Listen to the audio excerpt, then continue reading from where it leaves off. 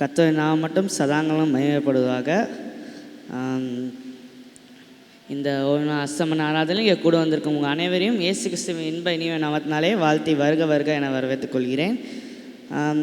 இந்த அஸ்தமன ஆராதனை நம்ம பார்க்க போகிற தலைப்பு என்னவென்னா லவ் ஆர் ரிவெஞ்ச். இது என்னோடய முதல் பிரசங்கம். இது ஏதாவது தப்புகள் தவறுகள் எது இருந்தாலும் நீங்கள் எனக்கு தெரிவிச்சிங்கன்னா கண்டிப்பாக அதை மாற்றுறதுக்கு நான் ஆவியானவரோட ஐக்கியப்படுவேன்.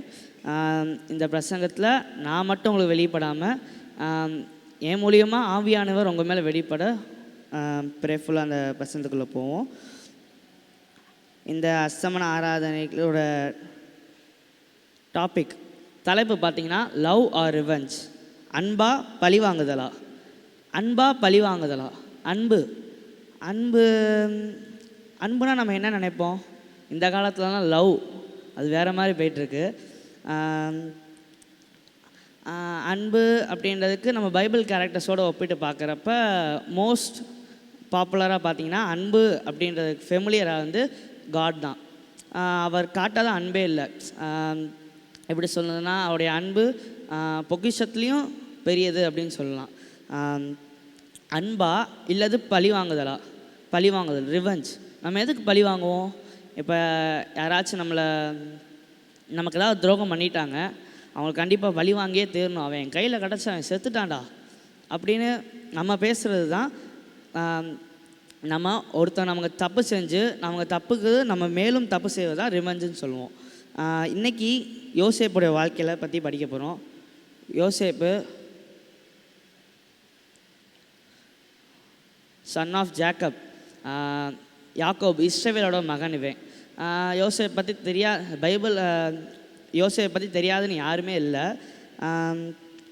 அப்படியும் யோசேப்பை பற்றி ஏதாவது ஞாபகம் உங்கள்கிட்ட இருந்துச்சுன்னா எல்லாத்தையும் மறந்துடுங்க. நான் சொல்கிறது உங்களுக்கு ஒரு ஃப்ரெஷ்ஷாக இருக்கட்டும். நான் ஒரு புதுசாக ஒரு டாப்பிக்கோடு உங்கள்கிட்ட பேச வரேன், அந்த மாதிரி நான் நினச்சிக்கோங்க. யோசேப்பை பற்றி எந்தாவது ஞாபகம் உங்கள்கிட்ட இருந்துச்சுன்னா எல்லாத்தையும் அழிச்சிருங்க. இன்றைக்கி யோசேப்போட கதையிலேருந்து தான் நம்ம பார்க்க போகிறோம். நமக்கு ரொம்ப ஃபெமிலியான இடம்னா எது சொல்லுவீங்க? வீடு, பேரண்ட்ஸ் சொல்லலாம். வீடு, பேரண்ட்ஸ். நமக்கு ஒன் சைட்லேருந்து லவ்வும், அதாவது வீடு பேரண்ட்ஸ்கிட்டேருந்தோ நம்ம வீட்டிலேருந்து லவ்வும், நம்ம working place like college, school இந்த மாதிரி இடங்கள்லேருந்து நமக்கு வெறுப்பு வந்துடுச்சுன்னா நமக்கு எதுக்கு நம்ம எதை ஃபஸ்ட்டு ப்ரையாரிட்டியாக இது பண்ணுவோம்? ஒரு சைடு லவ் வருது, இன்னொரு சைடு ஹேட் வருது. நம்ம எதை இப்போ லவ் அப்படின்னா சரி அன்பு காட்டுறாங்க, அன்பு இடத்துல போவோம் அப்படின்னு சொன்னால் நமக்கு அன்பு காட்டுறவங்க ரொம்ப பிடிச்சிருந்தா நம்ம அன்பு கொடுக்குறவங்ககிட்ட சேருவோம். இல்லை நமக்கு வெறுப்பு கொடுக்குறாங்க அப்படின்னாலும் அவங்கள நமக்கு ரொம்ப பிடிச்சிருக்கு அப்படின்னா நம்ம அவங்களோட தான் சேருவோம். நம்ம யார் ஃபஸ்ட்டு ப்ரையாரிட்டி கொடுக்குறோமோ அவங்க நமக்கு தராங்களோ அவங்களுக்கு தான் நம்ம ஃபஸ்ட்டு அட்டென்ட்டாக இருப்போம். இந்த மாதிரி பைபிள் கேரக்டர்ஸில் நம்ம யாரை பார்க்குறோம் அப்படின்னா ஜேக்கப்பை பார்க்குறோம். ஜேக்கபோடைய சன் ஜோசப் பார்க்குறோம். யோசேப்பு இவன் வாழ்க்கையில் பார்க்காத துன்பங்களே இல்லை.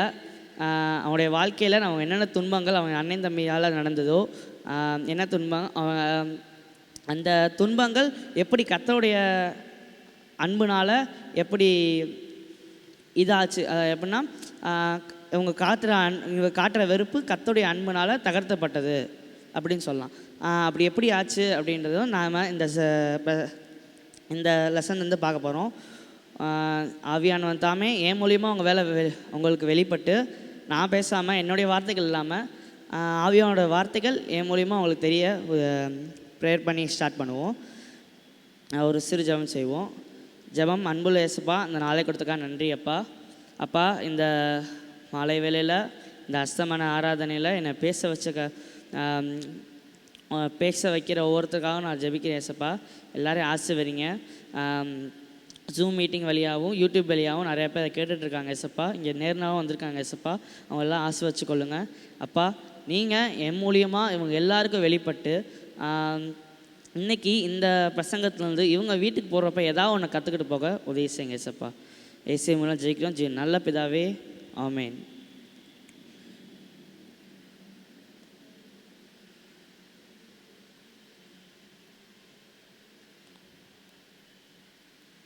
நமக்கு இன்னைக்கு கொடுக்கப்பட்ட வசனம் என்னன்னு பார்த்தீங்கன்னா ஆதியாகமம் 37:28. அந்த வர்த்தகரமான மீதியானவர் கடந்து போகிற போது அவர்கள் யோசேப்பை அந்த குழியிலிருந்து தூக்கி எடுத்து அவனை இஸ்மவேலர் கையில் 20 வெள்ளிக்காசுக்கு விற்று போட்டார்கள். அவர்கள் யோசேப்பை எகிப்துக்கு கொண்டு போனார்கள். இந்த வசனம் எந்த சுச்சுவேஷன் காமிக்குது அப்படின்னா, ஒரு யோசேப்பு ஒரு வர்த்தகர மீதியானட்ட எப்படின்னா விற்கப்படுறாங்க. அவங்க பிரதர்ஸ் எல்லாம் அவனை குழியில் தள்ளி விட்டுருப்பாங்க. அவங்க வந்து அவனை விற்றுருப்பாங்க. எதுக்கு? 20 வெள்ளிக்காசுக்கு விட்டுருப்பாங்க. அவன் வந்து யோசேப்பை எகிப்துக்கு கொண்டு போயிருப்பாங்க. அவங்க யோசேப்பை எகிப்துக்கு கூட்டு போயிருப்பாங்க. இந்த கதையை பற்றி தான் நம்ம இன்றைக்கி படிக்க போகிறோம். யோசேப்போட தகப்பன் யாருன்னு பார்த்தோம்னா யாக்கோபு. சொல்லவே வேணாம். யாக்கோபு தனக்கு 4 மனைவிகள், லேயா, ரேச்சல், லேயாவோட வேலைக்காரங்க, ரேச்சலோட வேலைக்காரங்க. இந்த 4 பேரில் அவனுக்கு ரொம்ப பிடிச்சமான ஒய்ஃப் அப்படின்னு பார்த்தீங்கன்னா ரேச்சல் தான். ரேச்சல் ஏன் அப்படின்னா, நம்ம அவன் ஜேக்கப்போட கதை தெரியும் நமக்கு. அவன் அவங்க மாமாட்ட பொண்ணு கேட்டிருப்பான்.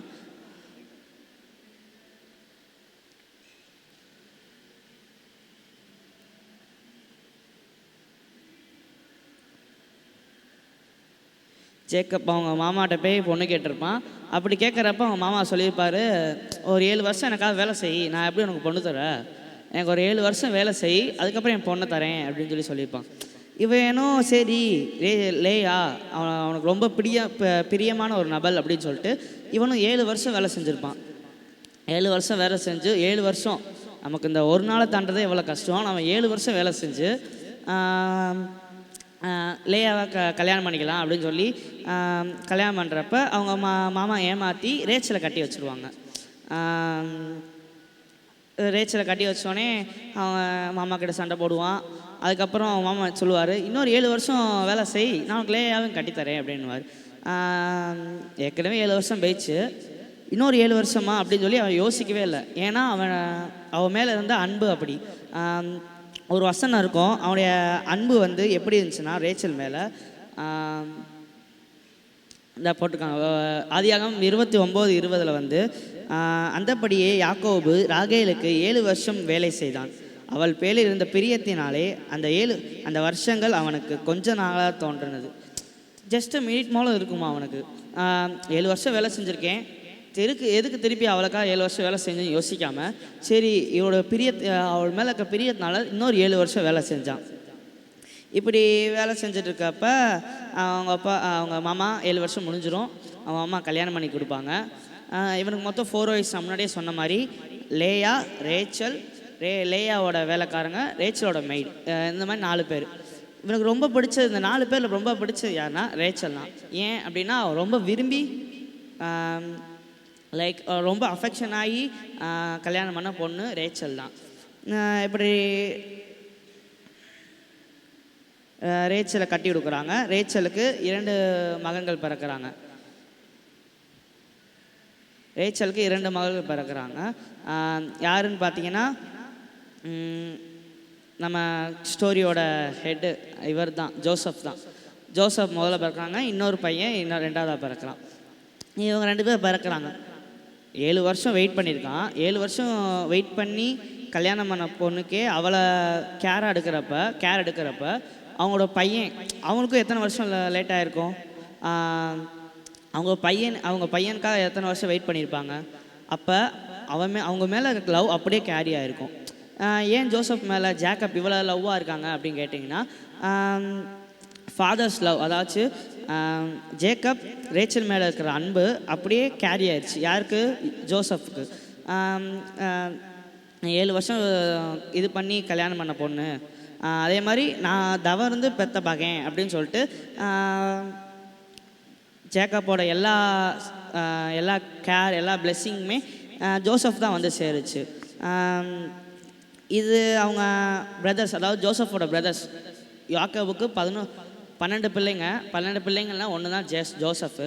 இது ஜோசஃப்க்கு பிடிக்கல. இது வந்து ஜோசஃபோட பிரதர்ஸ்க்கு பிடிக்கல. இப்போ நம்ம வீட்டிலேயே ஒருத்தருக்கு ஒன்று செய்கிறோம், இப்போ 2 பசங்க இருக்காங்க அப்படின்னா ஒருத்தருக்கு ஒன்று செய்கிறோம், இன்னொருத்தருக்கு செய்யலை அப்படின்னா கண்டிப்பாக இன்னொருத்தர் கோவப்படுவான். நம்ம வீட்டில் நடக்கிறது தான் அது. அப்போ 2 பேருக்கே இவ்வளோ சண்டை வரப்போ அங்கே 12 பேர், எத்தனை பேர் 12 பேரா, அந்த 12 பேரையும் ஜேக்கப் அருமையாக வளர்த்துருக்காங்க.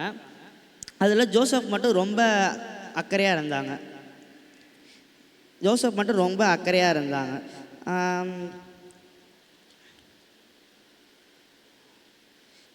ஜோசப் வளர்ந்து ஒரு டீனேஜ் சைஸ், அதாவது ஒரு 14, 15, 16 இந்த மாதிரி இயர்ஸ்லாம், இந்த ஏஜெல்லாம் அடையிறப்ப அவனுக்கு காட் லிட்ரலி அவன்கிட்ட பேசுகிறாரு. காடு லைக் எப்படின்னா ஒரு கனவு மூலமாக பேசுகிறாரு.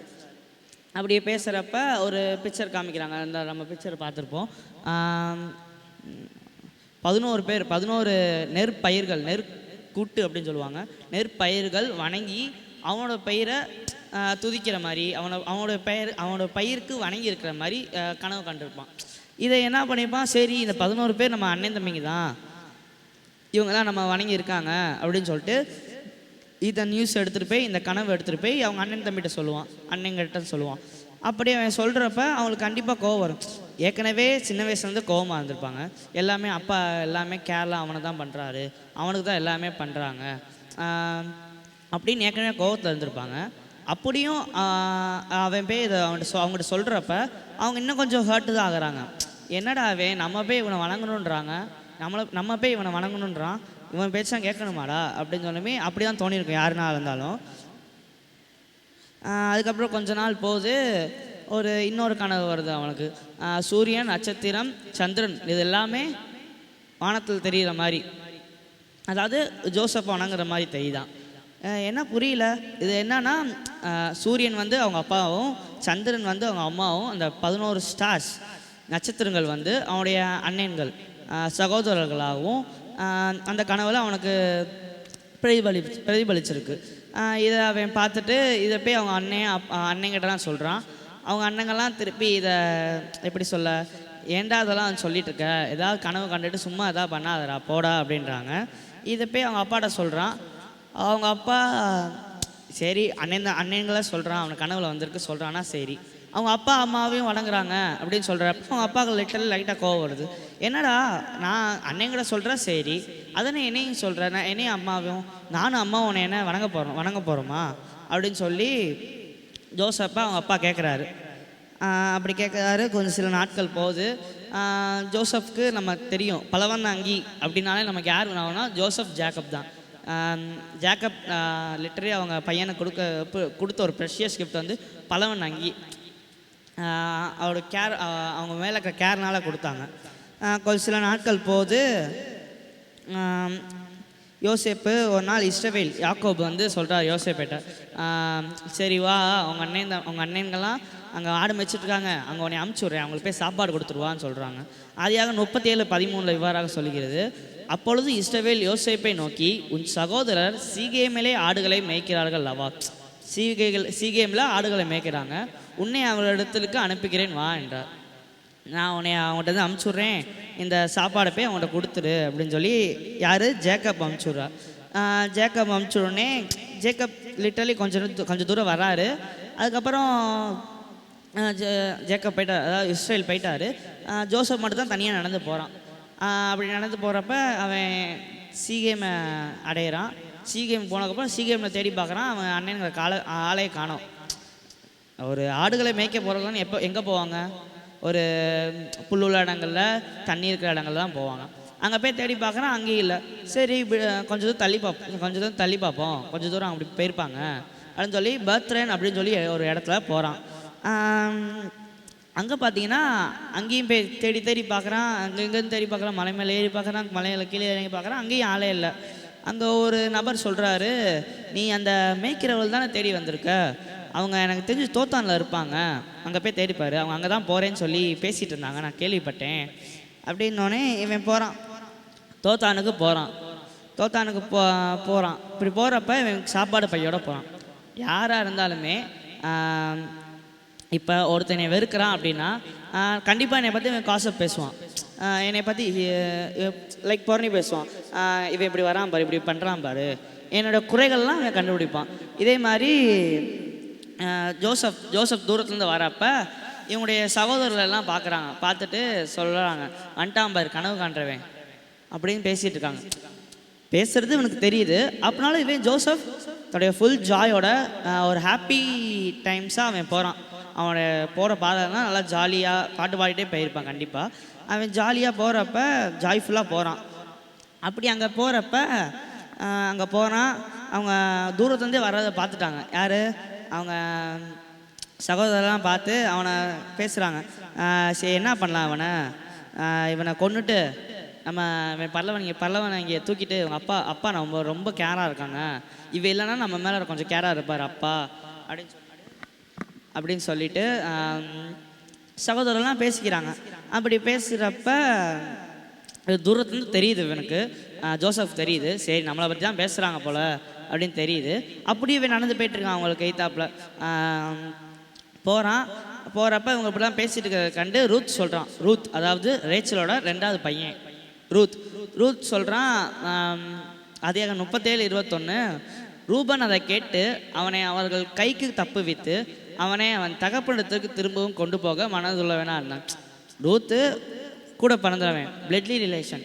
இவங்களும் பிளட்லி ரிலேஷன் தான், பட் சித்தி பசங்க அந்த மாதிரி இருக்கும். ஆனால் இவன் கூட பிறந்த தம்பி. அதனால் இவன் என்ன ஐடியா பண்ணுறான், இவங்களுக்கு எப்படியாவது அண்ணனை தப்பிக்க வைக்கணும் அப்படின்னு சொல்லிட்டு இவன் ஐடியா பண்ணுறான்.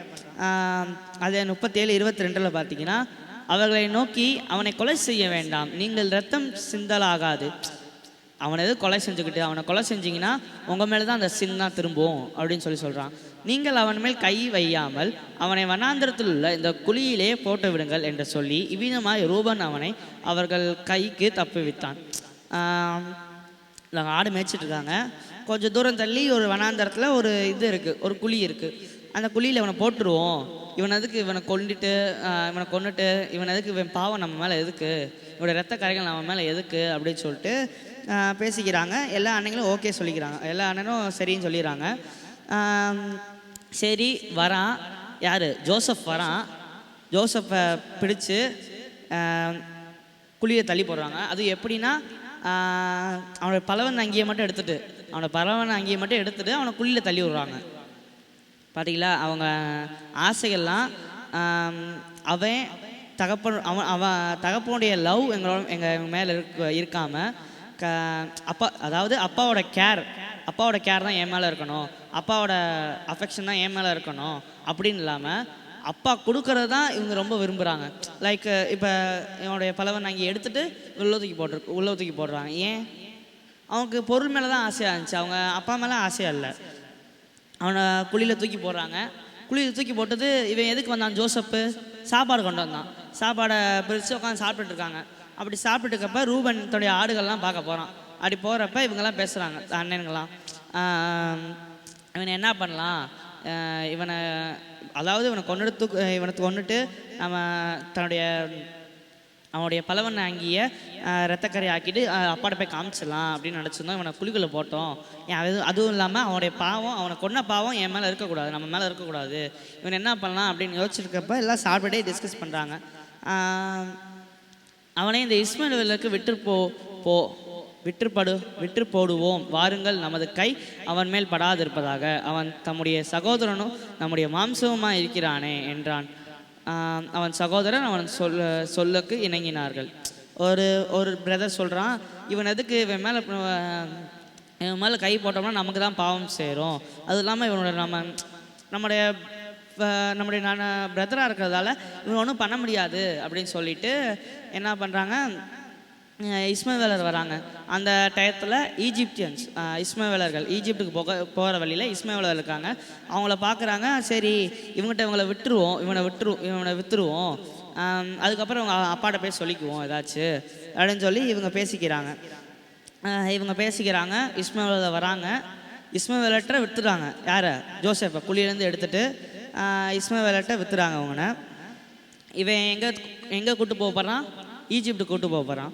இப்படி ஈஜிப்ட் கூட்டு போக போகிறான்.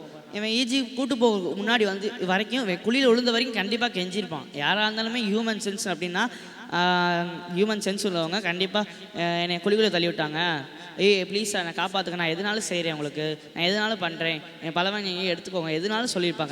கண்டிப்பாக கெஞ்சிருப்பான், என்னை விட்டுருங்க விட்டுருங்க விட்டுருங்க கண்டிப்பாக கெஞ்சிருப்பான். அப்படியே அவங்க இறக்க குணம் இல்லாமல் ஜோசஃபை எகிப்தியருக்கு இஸ்மாயிலருக்கு விற்று போட்டாங்க. அது எப்படி ஒரு இதாக போல், ஒரு கைதியாக போடாமல் ஒரு ஸ்லேவாக போனான், அடிமை. இப்போ கைதினா நம்ம அவங்கள அடிக்கலாம், ஏதாவது பண்ணலாம், பட் அவங்க நம்ம சொல்கிறத செய்ய மாட்டாங்க, நான் எதுக்கு செய்யணும்னு இருப்பாங்க. பட் ஸ்லேவ்னா அது அப்படி இல்லை. ஒரு நாட்டிலேருந்து இன்னொரு நாட்டுக்கு போகிறோம், கைதியாக போகிறப்ப, ஸ்லேவாக போகிறப்ப, அடிமையாக போகிறப்ப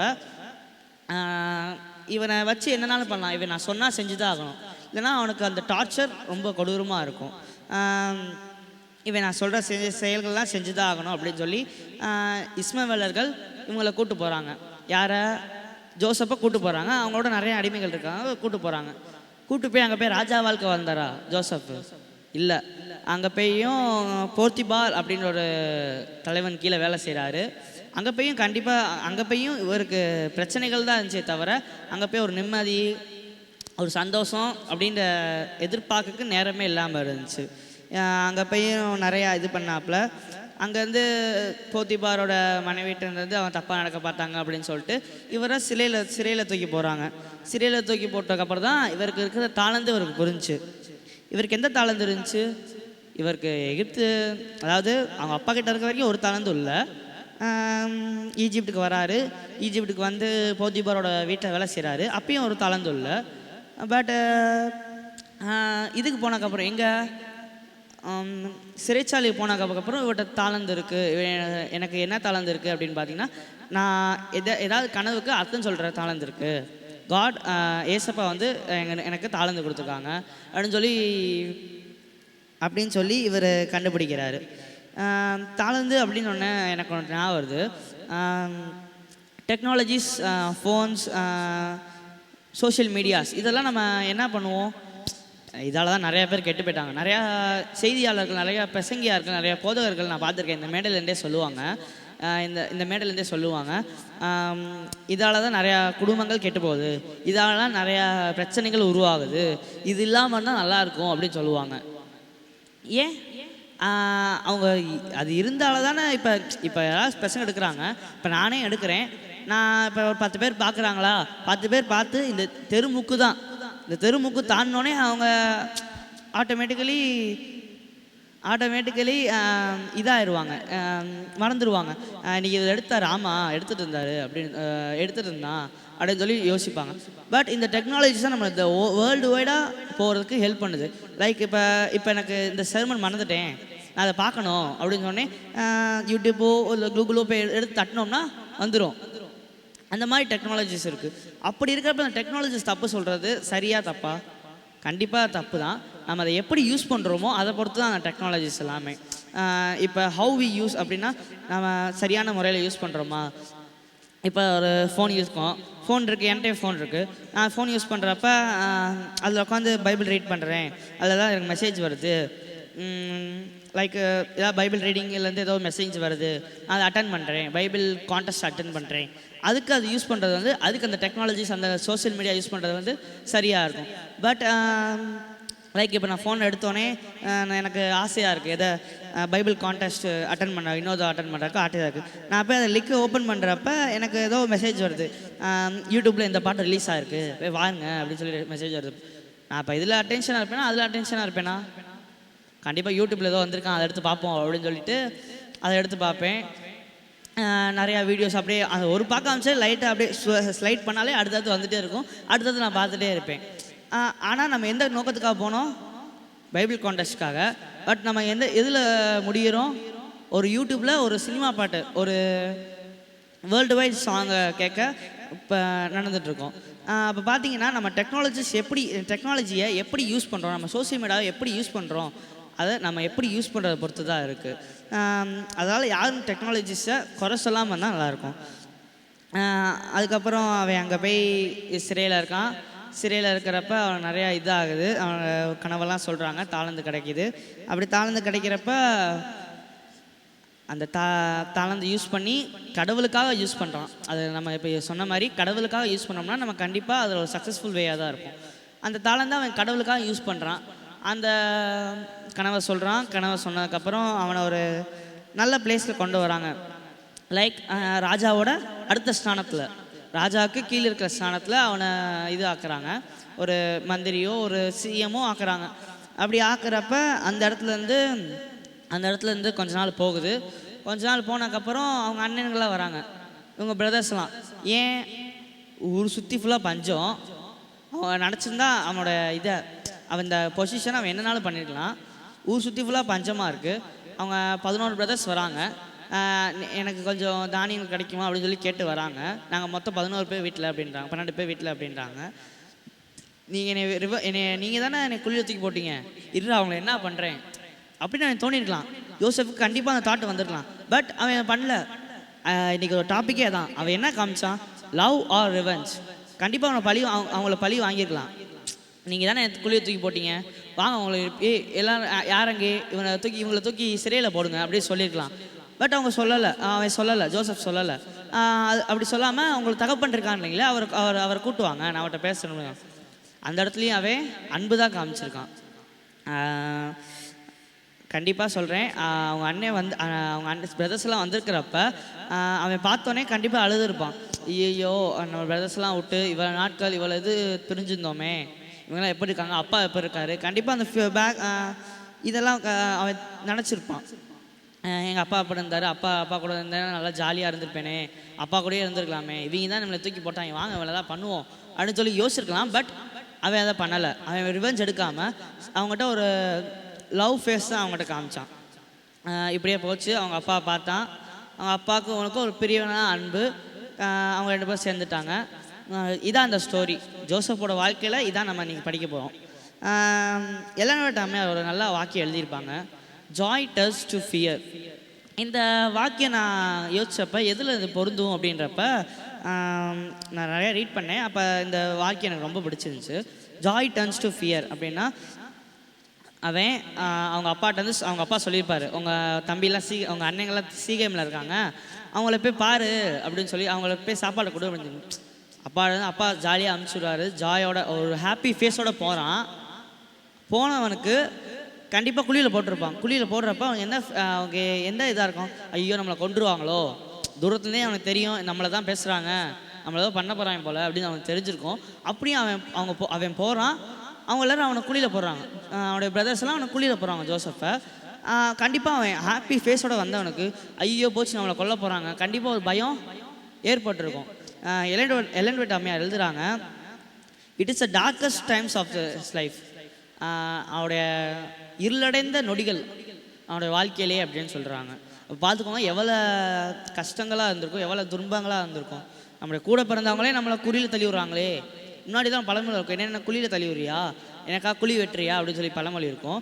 அப்போ பாருங்களேன், தன்னுடைய சகோதரர்களாம் எனக்கு குழியை தள்ளுறப்ப நமக்கு எப்படி தோணும், ஐயோ சகோதரர் இப்படி பண்ணுறாங்களே அப்படின்னு தோணும். கொஞ்ச நாள் பிறகு அந்த சஃபரிங்ஸ் அதெல்லாம் ஏற்பட்டதுக்கப்புறம் நமக்கு அந்த அவங்க பண்ண ஹேர்ட்டு அப்படியே ஹேட்டாக மாறும். நம்மளை ஹேர்ட் பண்ணிட்டாங்க, வச்சுக்கிறேன், அவங்கள ரிவெஞ்ச் எடுக்கணும், அவங்களை கண்டிப்பாக பழி வாங்கியே தெரியணும், நான் பட்ட கஷ்டங்கள்லாம் அவங்களுக்கு படணும் அப்படின்னு கண்டிப்பாக அவனுக்கு தோணியிருக்கும். ஜோசப்போட வாழ்க்கையில் கஷ்டங்கள்லாம் தாக்கத்து அவனுடைய சகோதரர் பழி வாங்காமல் அவங்களுக்கு அன்பு காமிச்சதுன்னா ஜோசப் தான். எனக்கு தெரிஞ்சு பைபிள்லேயே பழி வாங்குதல் இல்லாமல் அன்பு காமிச்சதுன்னா ஒன்று காட், அதுக்கப்புறம் ஜீசஸ். காட் என்ன சொல்லுவார்னா, ஒரு கணத்தில் வாங்கிட்டு ஒரு கணத்தில் அடி வாங்கினா மறு கணத்தை காமி அப்படின்னுவாங்க.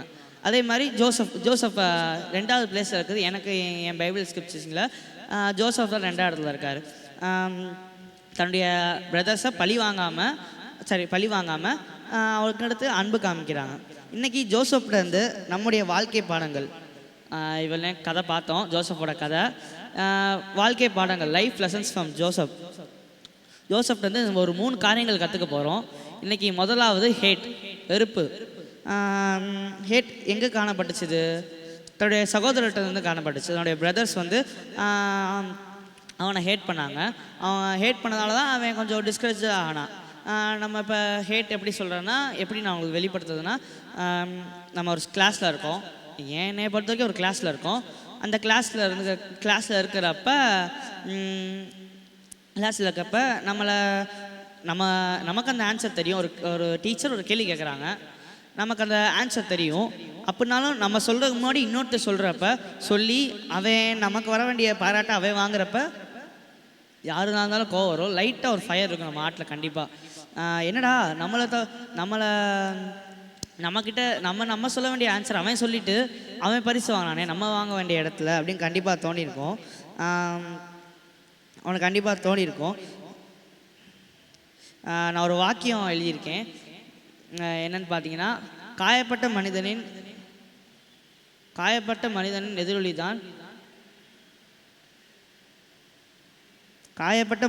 எதிரொலி தான் நாம் தம்மிடம் வெளிப்படுகின்ற பழிவாங்குதல். இதை நான் இங்கிலீஷில் எழுதினேன். தமிழில் பார்க்குறப்ப இன்னும் கொஞ்சம் நல்லா இருக்குது. காயப்பட்ட மனிதன், அதாவது தன்னுடைய ஹர்ட் பண்ணாங்க. யார்? தன்னுடைய பிரதர்ஸ் நம்மளை ஹர்ட் பண்ணாங்க. அப்படி ஹர்ட் பண்ணுறப்ப நம்மகிட்ட என்ன வெளிவாங்கணும்? நம்ம யாராவது இப்போ நம்மளை ஹர்ட் பண்ணுறாங்க, யாராவது இப்போ நம்மகிட்ட ஏதாவது குற்றம் கண்டுபிடிச்சிட்டாங்க அப்படின்னா நம்ம அவங்ககிட்ட என்ன சொல்லுவோம்? என்னடா அவங்க இவன் நம்மகிட்ட குற்றம் கண்டுபிடிக்கிறான், இவனை கண்டிப்பாக ஏதாவது பண்ணியே ஆகணும், இவன் சரியாக மாட்டான், இவனை அடுத்து இந்த இதுக்கே வரக்கூடாத மாதிரி பண்ணிடணும் அப்படின்னு சொல்லி தான் எல்லாருமே யோசிப்பாங்க. அப்படி தான் யோசப்பும் யோசிச்சுருக்கணும். பட் அவன் யோசிக்கலை. காயப்பட்ட மனிதனின் எதிரொலி தான் நம்மிடம் வெளிப்படுகின்ற பழிவாங்குதல். யாராவது ஹர்ட் ஆகிட்டாங்கன்னா அவங்ககிட்ட நம்மளால் யாராவது ஹர்ட் ஆகிட்டாங்களா, முதல்ல அவங்ககிட்ட போய் பேசுவோம். அவங்ககிட்ட போய் பேசி அது என்ன பிரச்சனை, என்னாச்சு, சாரி, என் மேலே தப்புனா சாரி, உங்கள் மேலே தப்புனா நீங்கள் சாரி கேளுங்க. அப்படி இன்ட்ராக்ஷன் பண்ணுறப்ப இந்த பழி வாங்குதல், ரிவெஞ்ச் அப்படின்றது நம்ம மேலே ஏற்படுற வெறுப்பு அப்படின்றது இல்லாமல் இருக்கும். நிறைய பேருக்கு தோணியிருக்கோம். நான் இங்கிலீஷ் பைபிளை ரீட் பண்ணுறப்ப கோபம் அப்படின்னா இங்கே நம்ம தமிழில் படிக்கிறப்ப அவங்க மேலே கோபமாக இருந்தாங்க அப்படின்னு சொல்லி பைபிள் வர்ஸ்லாம் இருக்கும். பட் இங்கிலீஷில் படிக்கிறப்ப பார்த்தீங்கன்னா ஆங்கிரின்னு போடாமல் ஹர்ட் அப்படின்னு போட்டிருக்கோம். எப்படி சொல்கிறேன்னா, ஆங்கிரி அப்படின்னா கோபம், ஹேட் அப்படின்னா வெறுப்பு. இப்போ ஜோசப்புடைய பிரதர்ஸ் அவன் மேலே வச்சுருந்தது கோபம் இல்லை, வெறுப்பு தான். கோபமாக இருந்தால் எதாவது அன்புனால ஏதாவது ஒரு இதனால அதை அணைக்க முடியும். பட் வெறுப்பு, ஹேட் இதை யாராலையுமே அணைக்க முடியாது. அது அவன் மேலே கண்டிப்பாக அவன் ஏதாவது பண்ணுற வரைக்கும் நம்ம சும்மா இருக்க மாட்டோம். முதல்ல அவன்கிட்ட ஹேட்டு தான் அவங்க ஹேர்ட் ஆனதால தான் அவங்க ஹேட்டாக மாறிட்டாங்க.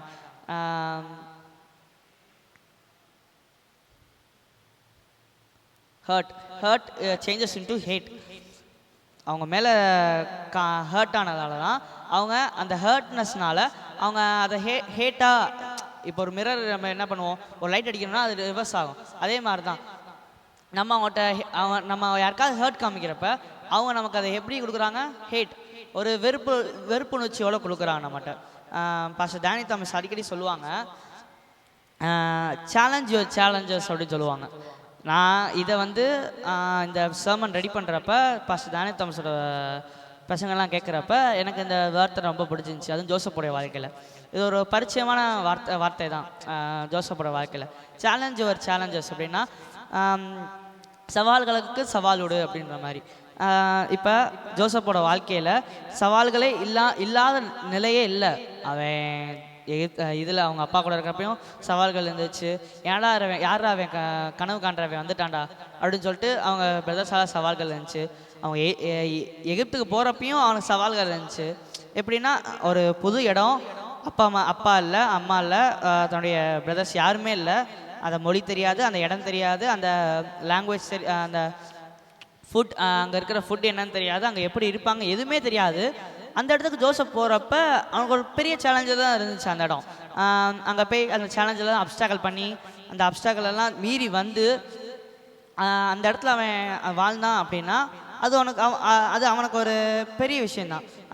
இவ்வளோ தடைகளை மீறி நான் வாழ்ந்திருக்கேன். அது யாரால்? அவனால் இல்லை, ஒன்லி காட்ஸ் கைடன்ஸ். அவன் ஒவ்வொரு செய்ய முடியுமோ செய்கிறப்பையும் அவன் காடை ரிஃப்ளெக்ட் பண்ணான். ஒவ்வொரு இடங்களையும் ஒவ்வொரு நிமிடங்களையும் நான் இந்த காட் இந்த இடத்துல இருந்தால் நம்ம என்ன பண்ணியிருப்போம் அப்படின்னு நம்ம எல்லா செயல்களுமே நம்ம இப்படி செஞ்சோம்னா அந்த இடத்துல தப்பிதங்கள் தவறுகள் எதுவுமே இருக்காது அந்த இடத்துல. இந்த சர்மன் எடுக்கிறப்ப எனக்கு சில பேர் சொன்னாங்க, நீ என்ன இந்த பாஸ்டரை பற்றி தப்பாக பேச போறியா, அந்த பாஸ்டரை பற்றி குற்றம் சாட்ட போறியா, இந்த பாஸ்டர் பற்றி சொல்ல போறியா, அந்த பாஸ்டர் பற்றி தான் சொல்ல போறியா அப்படின்னு நிறையா பேர் சொன்னாங்க. சில பேர் அப்படி சொல்கிறப்ப எனக்கு லைட்டாக ஹர்ட் ஆச்சு. இப்போ நான் நமக்கு ஜோசப்போட வாழ்க்கையை பற்றி படிச்சுட்ருக்கேன். நான் ஒரு ஃபர்ஸ்ட் சர்மன் எடுக்கிறப்ப யாராக இருந்தாலும் சூப்பர்ரா, நல்லா பண்ணுறடா, நல்லா பண்ணு அப்படின்னு பாராட்டுவாங்கன்னு பார்த்தா எனக்கு அதுலேருந்து எதிர்ப்பு தான் வந்துச்சு. எனக்கு அவங்க பேசின வார்த்தைகள் எனக்கு ஹர்ட்டு தான் ஆச்சே தவிர அது எனக்கு ஒரு குட் ஃபீலிங்காக ஏற்படலை. நான் இன்னைக்கு காலைல இதெல்லாம் நடந்த சாபத்தில் முடிஞ்சதுக்கப்புறம் எனக்கு இப்படி எதிர்ப்புகள் வந்ததுக்கப்புறம் நான் போகிறப்ப ஆட்டோவில் போயிட்டுருக்கப்ப நான் கொஞ்சம் டிஸ்கரேஜாக ஃபீல் ஆனேன். என்னடா நம்ம ஃபர்ஸ்ட் செவன் எடுக்க போகிறோம், நம்மளை யாராவது பாராட்டுவாங்க, சரி நம்ம ஒரு என்ஜாய்மெண்ட்டோடு எடுப்போம், நம்மளோட சேர்ஃபுல்னஸோட எடுப்போம் அப்படின்னு பார்த்தா நம்மளை இப்படி டிஸ்கரேஜ் பண்ணுறாங்களேடா அப்படின்னு சொன்ன மாதிரி தோணிட்டு இருந்துச்சு. அப்படி நான் டிஸ்கஸ் பண்ணிருக்கப்ப எனக்கு அப்போ தான் தோணுச்சு, நம்ம இன்னைக்கு ஜோசப் வாழ்க்கையை பற்றி சொல்ல போகிறோம். இந்த ஆள்காட்டி விரல் இப்போ கை நீட்டி பேசுகிறப்ப சொல்லுவாங்க, யார் மேலேயா குற்றம் சொல்கிற அப்படின்னா மித்த 3 வரங்களும் உனே காட்டி தான் இருக்கும். அப்போ நீ கரெக்டா அப்படின்றக்கப்புறம் தான் அவங்களுக்கு கரெக்டா தப்பா அப்படின்னு சொல்லி மற்றவங்கள பற்றி பேச முடியும். நீ கரெக்டாக இல்லாமல் மறுபடியும் மற்றவங்கள பற்றி பேச அப்படின்றப்ப நான் யோசித்தேன், சரி நம்ம இன்னைக்கு ஜோசப் வாழ்க்கையில் நம்ம இதை ஒரு செய்தியாக சொல்கிறோம் அப்படின்னு சொல்லிட்டு. Hurt changes into hate. அவங்க என்னை ஹர்ட் பண்ணிட்டாங்க, வார்த்தைகளால் பேசி என்னை ஹர்ட் பண்ணிட்டாங்க. அவங்க அடுத்து பார்க்குறப்ப எனக்கு என்ன தோணும், இவங்க எப்படியா பழி வாங்கியே ஆகணும்டா, இவங்களுக்கும் அந்த சுச்சுவேஷன் வந்தாகணும், இவங்க பேசுகிறப்ப நானும் இப்போ இப்படி பேசணும், அப்போ தான் அவங்களுக்கு எப்படி இருக்குன்னு தோணும் அப்படி எனக்கு கண்டிப்பாக தோணுச்சு. அப்படி தோணி நான் அப்படி அந்த இடத்துல அவங்கள பார்க்குறப்பெல்லாம் கோவமாக இருந்திருந்தேன். அவங்க மேலே ஹர்ட்டாக இருந்துச்சு. அவங்க பார்க்குறப்ப ப்ரைஸாக சொல்கிறப்பையோ, ஒரு ஏமேன் சொல்கிறப்பையோ, ஒரு சோத்திரம் சொல்கிறப்பையோ அவங்கள பார்க்குறப்ப எங்கள் தான் தோணும், இவங்க தான் நம்மளை பண்ணாங்க, இவங்க தான் நம்ம இது பண்ணியிருந்தாங்க, டிஸ்கஸ் பண்ணாங்க அப்படின்னு தோணும். பட் எனக்கு அந்த இடத்துல தோணக்கூடாது அப்படின்னு சொல்லி ப்ரேஃபுல்லாக இந்த சர்மனில் அதை சொல்ல வந்தேன். ரெண்டாவது விஷயம், நம்ம இன்னைக்கு ஜோசப்போட வாழ்க்கையில் படிக்கிற ரெண்டாவது விஷயம் என்னன்னு பார்த்தீங்கன்னா ஃபெய்த், விசுவாசம். அவனை பார்க்காதது விசுவாசம் அப்படின்றது அது வாழ்க்கையில் இல்லைன்னே சொல்ல முடியாது. அவளை இருந்தது விசுவாசம். அவன் செய்கிற எல்லா வேலைகளையுமே தன்னுடைய தகப்பனுடைய கடவுளை, தன்னுடைய காடை அவன் மறக்காமல் செஞ்சான். ஏன்னா காட் இந்த இடத்துல இருந்தால் அவர் மேலே விசுவாசமாக இருக்கேன், அவர் எனக்காக வழி நடத்துவார். எல்லா வசனங்களுமே இப்போ நான் படிச்சிருந்தேன் ஆதியாகத்தில் 37, 39, 40, 41 அந்த மாதிரி இடங்களில் பார்த்தீங்கன்னா ஒரு 10 வருஷம் முடிஞ்சதுக்கப்புறம் கர்த்தர் அவனோட இருந்தார், இன்னொரு 10 வருஷம் முடிஞ்சதுக்கப்புறம் கர்த்தர் அவனோட இருந்தார். இப்படி நிறைய லிட்டரலாக ரீட் பண்ணுறப்ப எனக்கே தோணுச்சு, ஒருவேளை ஜோசப் கண்டிப்பாக ஃபெய்த்தோடு இருந்திருக்காரு, அதான் கர்த்தர் அவனோட இருந்ததால தான். இப்போ நம்ம இப்போ ஒரு பள்ளத்தில் இறங்குறோம், ஒரு பால் எடுக்கவோ ஒரு குச்சி எடுக்கவோ இறங்குறோம். அப்படி இறங்குறப்ப ஒரு சப்போர்ட் கையாக பிடிக்கிறப்ப கண்டிப்பாக அவங்க மேலே முழு ஃபெய்த் இருந்தால் தான், அவங்க முழு விசுவாசம் இருந்தால் தான் கண்டிப்பாக உள்ளே இறங்குவோம். இல்லைன்னா இல்லை நான் போல நீ போ அப்படின்னு சொல்லி இருப்போம். அப்போ ஃபுல்லு ஃபெய்த்தோடு தான் கண்டிப்பாக அந்த ஜேர்னியை மேற்கொண்டிருப்பான். இங்கேருந்து எகிப்துக்கு போகிறப்ப அவன் கண்டிப்பாக ஃபுல் ஃபெய்த்தோடு இருந்தால் தான் அவன் அந்த ஜேர்னியை மேற்கொண்டிருப்பான். இல்லைன்னா அங்கே போய் பயத்தோடையோ சஞ்சலத்தோடையோ அவன் ரொம்ப இதாகிருப்பான், டிஸ்கரேஜ் ஆகிருப்பான். ஒரு வாக்கியம் ரீட் பண்ணேன் எல்என்ஜி ஒயிட் அம்மையாட்ட வந்து, he had also forgot his father but he remembered his father's God. ஒரு விஷயம் எழுதியிருக்காங்க அம்மையார் அவங்க வந்து,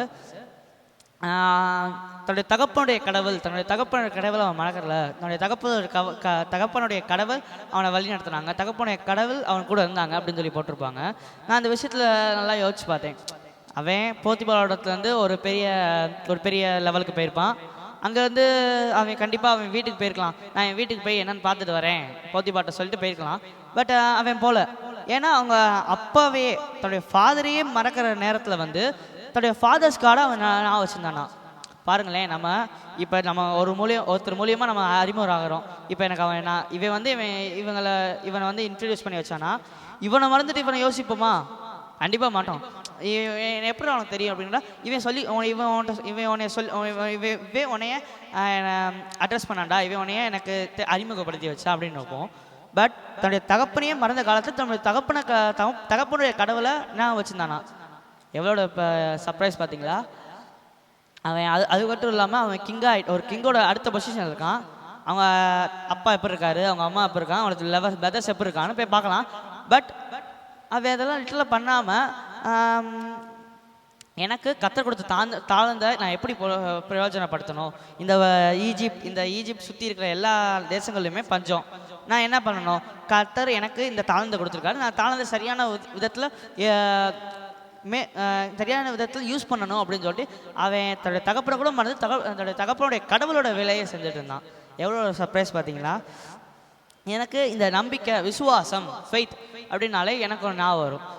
ஒரு நாள் எங்கள் தமிழ் டீச்சர் ஒருத்தர் நடத்திட்டு இருக்காங்க. அவர் நடத்திட்டு இருக்கப்ப அவர் ஒரு ஹிந்து தான். அவர் நடத்திட்டு இருக்கப்ப அவர் ஒரு எந்த ரிலீஜியஸையும் நம்பாத ஒருத்தர், அந்த கடவுள் நம்பிக்கையே இல்லாத ஒருத்தர். அவர் ஒரு நாள் ஒரு டாக்டர் ஒரு இது இன்டராக்டிவாக காட்டை பேசணும் அப்படின்னு சொல்லிட்டு ப்ரே பண்ணுறாரு. அவர் கிறிஸ்டியன்குள்ளே வந்து இப்போ ப்ரே பண்ணுறாரு. ப்ரே பண்ணுறப்ப அவர் ஒரு நாள் கேட்குறாரு ஏசப்பாட்ட, ஏசப்பா நீங்கள் நிறையா புக்கில் இருக்குது, நிறையா கடவுள்கள் இருக்குது, எல்லா கடவுளுமே ஒரு புத்தக வழியாக இல்லை ஒரு எழுத்து வழியாகவே நம்மகிட்ட பேசியிருக்காங்க. இப்போ யாருமே இதுதான் கடவுள் அப்படின்னு சொல்லிட்டு ஒரு சிலையாவோ இல்லை ஒரு புத்தக வடிவாவோ பேசியிருக்காங்க. சிலைகள் மனுஷனால் சிற்பிக்கப்பட்டது, புத்தகங்களோ மனுஷனால் தான் எழுதப்பட்டது. ஏன் இப்படி பேசுகிறீங்க? யாருக்காவது வந்து நான் தான் கடவுள், அட்லீஸ்ட் ஒரு தடவையாச்சும் எல்லாருக்கும் வந்து நான் தான் கடவுள், நான் தான் உண்மையான கடவுள் அப்படி சொல்லிட்டு போயிட்டீங்கன்னா எல்லாருமே அவங்க தான் நம்புவாங்க. இப்போ இவரை தவிர இன்னொரு ரிலீஜியஸ் ஃபார்மாக இருக்குது இடமே இருக்காது. இவர் தான் வந்து நேர்லேயே வந்து கண்ணாலே காமிச்சிட்டேன், இவர் தான் கடவுள்னு சொல்லி பார்த்தாச்சு, இதுக்கு மேலே யாரை நம்பணும் அப்படின்னு சொல்லி பண்ணிக்கலாம்ல அப்பா அப்படின்னு சொல்லி எங்கள் தமிழையா கேட்குறப்ப அவர் கொஞ்சம் மன குழப்பத்தோடையே பைபிளை ரீட் பண்ணுறாரு. பைபிளை புரட்டி பார்க்குறாரு. அப்படி புரட்டி பார்க்குறப்ப நிறையா பைபிள் வேர்ஸ் கிடைக்குது. அவர் அந்த பைபிள் வேர்ஸ் மென்ஷன் பண்ணி சொல்ல, பட் ஆனால் சொன்னார், விசுவாசம் இப்போ நான் உங்களுக்கு முன்னாடி வந்து நின்றுட்டேன், இப்போ மிராக்கிள் இன்றைக்கி பசங்க பண்ண போகிறான் அப்படின்னா எல்லாருமே சொல்லியிருப்பாங்க, இன்றைக்கி மிராக்கிள் பசங்க பண்ண போகிறான், மிராக்கிள் பசங்க. நான் எப்படி நம்புறது அப்படின்னா விசுவாசம், அதாவது நான் வந்து நின்றுட்டேன்னா இந்த விசுவாசம் அப்படின்றதுக்கு இடமே இல்லாமல் போயிடும். இப்போ நான் பசங்க பண்ண போகிறேன், நான் வந்து நின்றுட்டேன், அப்படிதான் என் மேலே நம்புறீங்க நான் இன்றைக்கி பிரச்சனை எடுக்க போகிறேன் அப்படின்னு. விசுவாசம் அப்படின்ற வார்த்தைக்கு எங்கள் இடமெல்லாம் போயிடும். கர்த்தர் நேராக வந்து நான் தான் கர்த்தர், நான் தான் கடவுள், நான் தான் ஆதியும் அந்தமுமானவர் அப்படி சொல்லிட்டாருன்னா அப்புறத்துக்கு விசுவாசம் அப்படின்றதுக்கு அந்த வார்த்தையே பைபிளை உபயோகிச்சிருக்க மாட்டாங்க. பட் என்னோடய டீச்சர் இதை சொல்கிறப்ப எனக்கு ஒரு ஞாபகம் வந்துச்சு. அப்போ நம்ம விசுவாசம் அப்படின்றது நமக்கு வேணால் ஒரு அற்ப விஷயமாக தோணலாம், அவர் மேலே நம்பிக்கை வைக்கிறது ஒரு அற்ப விஷயமாக தோணும். ஆனால் கடவுளுக்கு அது எப்படி இருக்கான், ஒரு மிகப்பெரிய விஷயமா இருக்கும். அவர் இந்த விசுவாசம் அப்படின்ற வேர்டே இல்லைன்னா கண்டிப்பாக அவர் வந்து என்னை பார்த்துருப்பாரு, அவர் என்னுடைய கஷ்டத்துலலாம் அவர் வந்திருப்பார், என்னுடைய பாவங்கள் எல்லாத்தையும் அவர் தீர்த்திருப்பார். இந்த விசுவாசம் இருக்கலன்னா நம்ம அவர் மேலே நம்பிக்கை வச்சாதான் கண்டிப்பாக அவர் நம்ம மேலே செய்வார். நம்முடைய விசுவாசம் பெரியது, எவ்வளோ பெரியது அப்படின்னு சொல்லி அவர் புரிஞ்சுக்குவார் அப்படின்னு சொல்லி பார்க்குறோம். இது அவர்கிட்ட நான் சொல்கிறப்ப எனக்கு இதை என்னோடய பிரசங்கத்தில் சொல்லணும், என்னோடய செய்தியில் சொல்லணும் அப்படின்னு சொல்லி ஆர்வப்பட்டு இதை சொல்கிறேன். இதோட நம்ம ஜோசப்புடைய வாழ்க்கையிலேருந்து மூணாவது விஷயம் நம்ம என்ன கற்றுக்க போகிறோம் அப்படின்னா ரிவெஞ்ச், பழி வாங்குதல். நம்மளோட டைட்டிலே இதுதான், ரிவெஞ்ச், பழி வாங்குதல் அப்படின்னு பற்றி தான். அம்மையார் ஒரு வரியில் எழுதியிருக்காங்க ஒரு புக்கில், Joseph did not seek revenge, he saw God's hands in his pain and choose forgiveness. நான் முன்னாடி சொன்னது போல தான் ஆரம்பத்தில் கேட்டிருந்தேன், நம்ம யாருக்கு ஃபஸ்ட்டு ப்ரையாரிட்டி கொடுக்குறோமோ அவங்க பண்ணுறது தான் நமக்கு பெருசாக தெரியும். அப்படின்றப்ப ஜோசப் வந்து தன்னுடைய தகப்பனாலையும் அன்பு காட்டப்பட்டான், தன்னுடைய காடாலையும் அவன் அன்பு காட்டப்பட்டான். பட் தன்னுடைய லிட்டரலாக அவனுடைய பிரதர்ஸால் அவன் ஹேட் வந்துச்சு. கண்டிப்பாக நினச்சிருக்கலாம், மனுஷங்கள்லேருந்து ஹேட் வருது, ஏதோ ஒரு ஆவியானவற்றிலேருந்து நமக்கு அன்பு கிடைக்குது அப்படின்றப்ப நம்ம மனுஷங்கள்தான் தான் பார்ப்போம். நம்மளே லிட்டராக பார்க்குறப்ப காணாத ஒருவர்கிட்ட வந்து நமக்கு ஒரு இது கிடைக்குது, நமக்கு ஒரு அன்பு கிடைக்குது அப்படின்றப்ப நம்ம இருக்கிறவங்கள்ட்ட கிடைக்கிறத நம்ம பெரிய ப்ரியாரிட்டியாக வச்சுக்குவோம். ஆனால் அம்மையை எழுதுறாங்க பாருங்கள், Joseph did not seek revenge. அவங்க அன்னைங்களாம் வந்தப்போ அவன் ரிவெஞ்ச் எடுக்கணும்னு நினைக்கல. he saw God's hand in his pain. நம்ம பழி வாங்குற அவங்க அன்னைங்களாம் வந்துட்டாங்க, இவன் பழி வாங்க தான் தோணியிருக்கும், என்னை எப்படியெல்லாம் கஷ்டப்படுத்துகிறாங்க, என்னை எப்படிலாம் இது பண்ணாங்க அப்படின்னு தோணியிருக்கணும்.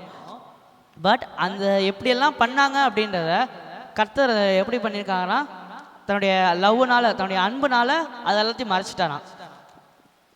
God's hand in his pain and choose forgiveness because God showed love upon them which didn't let any anger to him.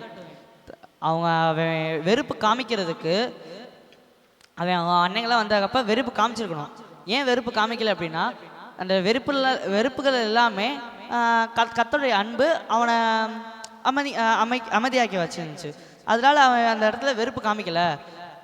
எப்படின்னா அவன் வெறுப்பு காமிக்கிறோட கர்த்தருடைய அன்பு தான் அவனுக்கு பெருசாக தெரிஞ்சிச்சு. So he choose God's love. இன்றைக்கி நம்முடைய பிரசங்கத்தில் அப்படி தான். இன்றைக்கி நம்ம என்ன சூஸ் பண்ணுறோம் நம்முடைய வாழ்க்கையில், லவ் ஆர் ரிவெஞ்ச்.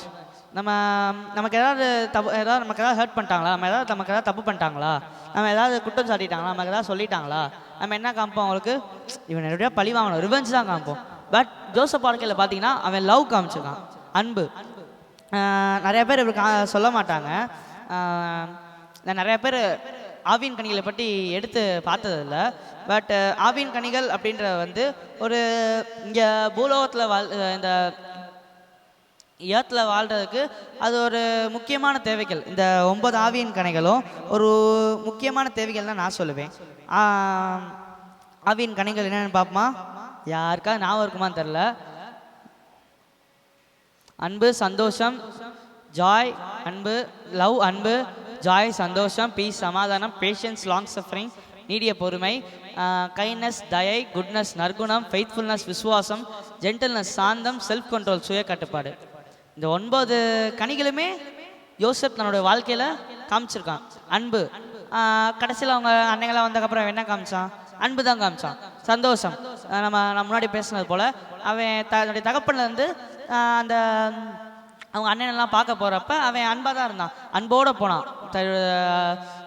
அதாவது ஜாயோடு போனான், சந்தோஷத்தோடு போனான். அவங்க அண்ணங்களாம் பார்க்குறப்ப ஜாலி, நம்ம அண்ணங்களாம் பார்க்க போகிறோம், அங்கே நம்ம கொஞ்சம் நேரம் ஆடு மேய்ச்சிடுவோம் அப்படின்னு சொல்லி ஏதாவது நிறைய கனவுகளோட போயிருப்பான். ஆனால் அங்கே அவன் அந்த இடத்துலையும் ஜாய் ரிஃப்ளெக்ட் பண்ணியிருக்கான், ஆவியின் கனியை அந்த இடத்துல யூஸ் பண்ணியிருக்கான். அடுத்து சமாதானம், பீஸ். அவன் அங்கே போயிருக்கான், அவன் அண்ணங்களை பார்த்துட்டான். யாராவது நமக்கு ஏதாவது துரோகம் பண்ணிட்டாங்க பார்த்தோன்னே முதல்ல பார்த்தோன்னே அடிக்கணும்னு தான் தோணும். ஆனால் பாருங்களேன், அவன் சமாதானத்தோடு அங்கே ஒரு பீஸ் இது பண்ணான். அடுத்து லாங் சஃபரிங்ஸ், நீடிய பொறுமை. அவன் எகிப்து ஃபுல்லாகவே அவன் இருந்த நாட்கள் எல்லாமே அவன் நீடிய பொறுமையோடு இருந்தான். கைண்ட்னஸ், தயை, அவங்க தயை காமிச்சான், கைண்ட்னஸ் காமிச்சான். குட்னஸ், நற்குணம். அவன் அங்கே போய் அந்த எகிப்துக்கு போய் அங்கே இருக்கிற பழக்க வழக்கங்கள் எதுவுமே அங்கே அவன் மிக்ஸ் ஆகாமல் நான் ஒரு காட்ஸ் பிளானோட வந்தவேன். அதனால் கர்த்தரை நான் ரிஃப்ளெக்ட் பண்ணணும் அப்படின்னு சொல்லி அவன் ஒவ்வொரு நிமிடத்துலையுமே கர்த்தரை ரிஃப்ளெக்ட் பண்ணான். ஃபெய்த்ஃபுல்னஸ் சொல்லவே தேவையில்ல. அவனுக்கு லிட்டராக என்னென்ன இது பண்ணணுமோ, எதாவது செய்யணுமா, அடுத்து அவன் காடோட ஹெல்ப் தான் நீட் பண்ணான். காட் ஹெல்ப் இல்லாமல் நான் எதுவுமே செய்ய முடியாது அப்படின்றது இதுக்கு இருந்தான். ஜென்டில்னஸ், சாந்தம், செல்ஃப் கண்ட்ரோல், சுய கட்டுப்பாடு. நான் முன்னாடி சொன்ன போலயே எகிப்துக்கு போனவன் ஏதாவது எடுத்து சாப்பிட்றலாம், அங்கே போய் டிஃப்ரெண்ட்டாக இருக்குது, அங்கே போய் இது புதுசாக இருக்குது, நான் இதை எடுத்து சாப்பிட்றலாம், இதை எடுத்து பண்ணியிருக்கலாம் அப்படின்னு அவன் பண்ணியிருக்கலாம். பட் அவன் பண்ணலை. அவன் சுய கட்டுப்பாடோட ஒரு செல்ஃப் கண்ட்ரோலோடு இருந்தான். இன்றைக்கி இந்த சர்மனில் இன்றைக்கி நீங்கள் டேக் ஹோம் லெசனாக என்ன இருக்குன்னு நினைக்கிறேன்னா, நீங்கள் ஒரு உலக பிரகாரமான மனுஷனாக இருக்கீங்களா? நீங்கள் எனக்கு இன்னும் கிறிஸ்தவனாக இருக்கேன், ஆனால் எனக்கு இன்னும் கிறிஸ்துவுக்குள்ளே இருக்கிற அன்பு எனக்கு இன்னும் வளரலை அப்படின்ட்டு இருக்கீங்களா? நான் ஒரு வாக்கியம் ரீட் பண்ணுறேன், கேளுங்க. The first step of the worldly man is to love God. உங்களோட அடி என்னவாக்கணும்னா லவ் காட், அன்பை கர்த்தரை நேசிங்க. நம்ம இந்த கர்த்தரை நேசித்தாலே இந்த 9 ஆவியின் கனிகள் மற்றும் இந்த 10 கட்டளைகள், முத்தூது அறிவிக்கிறது எல்லாமே நமக்கு தானாக வரும். இஃப் யூ லவ் காட் எல்லாமே கண்டிப்பாக நமக்கு வரும். இப்போ நம்ம கர்த்தரை நேசிக்கிறோமா, நமக்கு அவர் மூலிமா அவர் பைபிளை படிப்போம். அவர் பைபிளை படிக்கிறப்ப நிறைய கனிகள் கற்றுக்குவோம். அப்படி கனிகள் கற்றுக்கிறப்ப இதை என் வாழ்க்கையில் அபியாசத்தை பண்ணணும் அப்படின்னு சொல்லிட்டு இந்த 9 ஆவியின் கனிகளையும் என் வாழ்க்கையில் அபியாசித்து பார்ப்பேன். அபியாசித்து பார்க்க நீ கிறிஸ்டியனா, ஆமாம் கிறிஸ்டியன்னா இது தெரியணுமே அது தெரியணுமே அப்படின்னு சொல்லி புது ஐடியாலஜிலாம் நமக்கு வரும். அப்படி ஐடியாலஜி வரப்போ நம்ம இந்த 10 கட்டளைகள் மற்ற பிரகாரமெல்லாம் நம்ம பைபிள்லேருந்து கற்றுக்குவோம். நம்முடைய அடி என்னவாக இருக்கணும்? Is to love God. நம்முடைய கர்த்தரை, நம்முடைய தேவனை நேசித்தாலே போதும். நம்முடைய கிறிஸ்துவனுடைய வாழ்க்கையில் இது ஒரு நம்மளோட அடியாக இருக்குமா. ஒரு வசனத்தை வாசிக்கிறதோட முடிச்சுக்கிறேன். மார்க்கு 12:31. இதற்கு ஒப்பா இருக்கிற 2ஆம் கற்பனை என்னவென்றால், உன்னிடத்தில் நீ அன்பு கூறுவது போல பிறனிடத்திலும் அன்பு கூறுவாக என்பதே. இவைகளிலும் பெரிய கற்பனை வேறு ஒன்றும் இல்லை.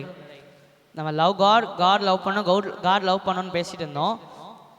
ஆஸ் யூஸ்வல் காட் லவ் பண்ணுற போலே நம்ம யாரும் லவ் பண்ணுறோமா, நம்ம கூட இருக்கிறவங்களையோ நம்மளுடைய எதிரியோ நம்மளுடைய எனிமீஸையோ லவ் பண்ணணும் அப்படின்னு சொல்லி இந்த வசனத்தை படிக்கிறோம். இந்த வசனத்தில் படித்தது மூலியே இன்றைக்கி நமக்கு வர சேலஞ்சஸ், நமக்கு வர அப்ஸ்டாக்கிள்ஸ் எல்லாத்துலேயுமே நம்ம என்ன சூஸ் பண்ணுறோம், லவ் ஆர் ரிவெஞ்ச் நம்ம யோசிச்சு பார்க்கணும்.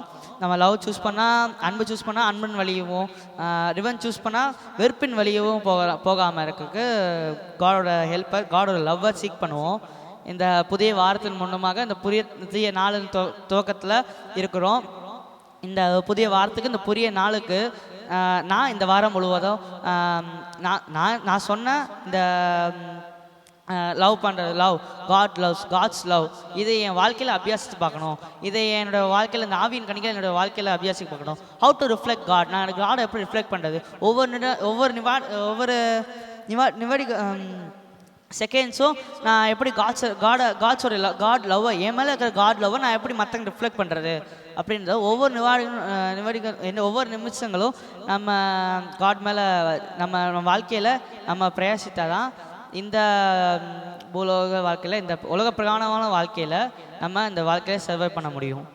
இந்த sermon எல்லாருக்கும் படிச்சுக்குன்னு நினைக்கிறேன். இதில் ஏதாவது தவறுங்கள் ஏதாவது இருந்துச்சுன்னா ப்ளீஸ் எனக்கு இது பண்ணுங்கள். நான் கண்டிப்பாக அதை என்னோடய சேஞ்சஸ் நான் கண்டிப்பாக திருத்திக்க உன்கால் எடுத்து வைப்பேன். இப்பொழுது ஒரு ப்ரே பண்ணி முடிச்சுவோன்னு நினைக்கிறேன். எல்லாம் முழங்கால் போட்டு ப்ரே பண்ணுவோமா? ஜெபம். அன்புள்ள இயேசுப்பா, இந்த நாளை கொடுத்துக்க நன்றி அப்பா. இந்த நாளிலும் இந்த பிரசங்கத்தை நல்லபடியாக நீங்கள் என்னை பேச வச்சதுக்கு நன்றி அப்பா. என் மூலியமாக நீங்கள் வெளிப்பட்டுருக்கீங்க அப்படின்னு சொல்லி நான் நம்புகிறேன் ஏசப்பா. இந்த கேட்டவங்களுக்கும் கேட்க போகிறவங்களுக்கும் ஒரு நல்ல பிரசங்கமாக அமையறதுக்கு உதவி செய்யுங்க ஏசப்பா. இந்த பிரசங்கத்தை கேட்டு நிறையா பேர் தன்னுடைய வாழ்க்கையிலேருந்து மாற நான் பேசுகிறது மூலயமா நீங்கள் அவங்க வாழ்க்கையில் பேசி, நான் பேசுகிறது ஒன்றும் இல்லைப்பா, இது என்னுடைய ஒரு மனுஷனுடைய வார்த்தை அல்லப்பா, நீங்கள் ஆவியான மூலமாக அவங்க மனசில் பேசுறது தான் ஏசப்பா ஒரு பெரிய ஒர்க்காக இருக்கும் ஏசப்பா. இது உங்களோட ஊழியத்தை செய்ய, உங்களுடைய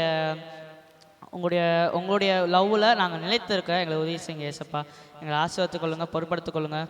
இந்த புதிய வாரத்துக்குள்ளாக அடியெடுத்து வைக்கிறோம், புதிய நாளுக்குள்ளாக அடியெடுத்து வைக்கிறோம். எங்கள் ஆசீர்வதித்துக் கொள்ளுங்கள். இந்த வாரம் முழுவதும் எங்களுக்கு வர அப்ஸ்டாக்கிள்ஸ், எங்களுக்கு வர சேலஞ்சஸ் எல்லாத்தையுமே நாங்கள் உங்களுடைய லவ்வால், உங்களுடைய கேரக்டர், நீங்கள் அந்த இடத்துல இருந்தால் நீங்கள் என்ன பண்ணியிருப்பீங்க, நீங்கள் அந்த இடத்துல இருந்தால் நீங்கள் என்ன செஞ்சுருப்பீங்க, அந்த இடத்துல லவ் காமிச்சிருப்பீங்களா, அந்த இடத்துல வெறுப்பாக இருந்திருப்பீங்களா, அந்த இடத்துல என்ன பண்ணியிருந்தோம், அந்த இடத்துல என்ன பண்ணியிருக்கணும் அப்படின்னு சொல்லி எங்களுக்கு ஞாபகப்படுத்துங்க ஏசப்பா. உங்களை ரிஃப்ளெக்ட் பண்ணுறதுக்கு எங்களை உதவி செய்யுங்க ஏசப்பா. நீங்கள் எங்களை ஒரு பாத்திரமாக யூஸ் பண்ணி இந்த வாரம் முழுவதும், இந்த வர நாட்கள் எல்லாமே எங்களை கண்ணின் மணியை போல் பாதுகாத்துக்கொள்ளுங்க ஏசப்பா. ஏசி மூலம் ஜெயிக்கிறோம் நல்ல பிதாவே, ஆமென்.